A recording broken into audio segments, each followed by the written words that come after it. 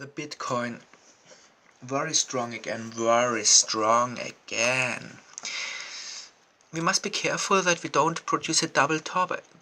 In January we were already at 1150, and now we are again at this level at 1130. So look here and here. I need a pencil. This is really.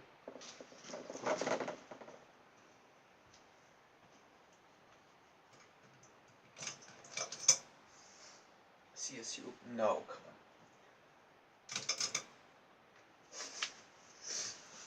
on. Okay. We must be careful that we don't get a double top here, and then another correction. I think that Bitcoin will have a little bit difficulty surpassing 1150. It will take a few days, but then it could certainly break out to the upside. Or we have a short-term double top, and we will go down to the 200-day moving average again, which is at approximately $794. But even that wouldn't be such a big problem, because as you can see, we are clearly above the 200-day moving average, and even if we would drop back down to this 200-day moving average line, we could go up again. But what I don't like, look at this RSI.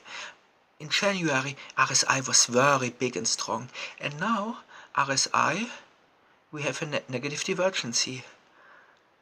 Of course, Bitcoin can now explode to the upside and reject this negative divergency, this possible negative divergency, but this is dangerous.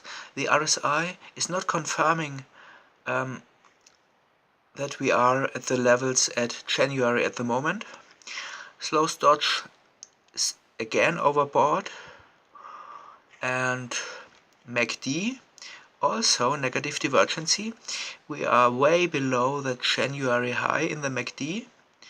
So I think the possibilities for having a short-term double top here and here at 1150 is higher than not, and I don't think that Bitcoin will continue higher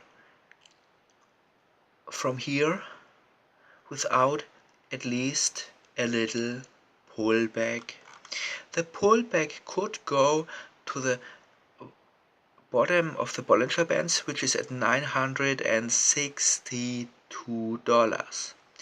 So slightly, I expect Bitcoin to drop now again slightly below $1,000, but because there is so much buying interest from there on, Bitcoin could really once again go up to the 1150 level and surpass it and go much higher. Or it could drop below, even further down to the 200-day moving average at approximately $800 at the moment. But at least from there on, I think buyers will come back and push it all the way back up to 1150 and way beyond. So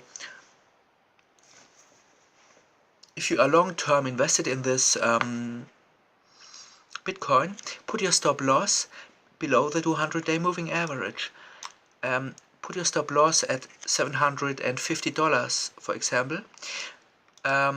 But I don't think you will have to. Too much people are still interested in this Bitcoin and who are not invested yet. So still much money that is waiting on the sideline, waiting for a correction to get into Bitcoin. Short-term traders should be careful, because negative divergency, RSI and MACD, and a potential double top, and yeah, would be careful. Wouldn't surprise me. I prefer this market to drop to the bottom line of the Bollinger Bands to the lower band of the Bollinger Bands at $962, or even to the 200-day moving average below at $800. Before the uptrend will continue, before this double top can be taken out to the upside, and before we can go to 1,500, which is my next target.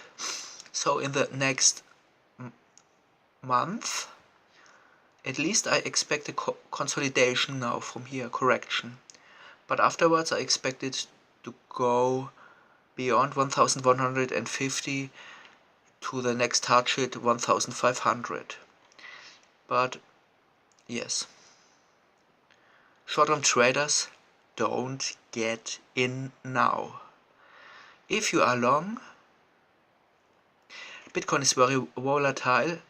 If you are a long-term investor,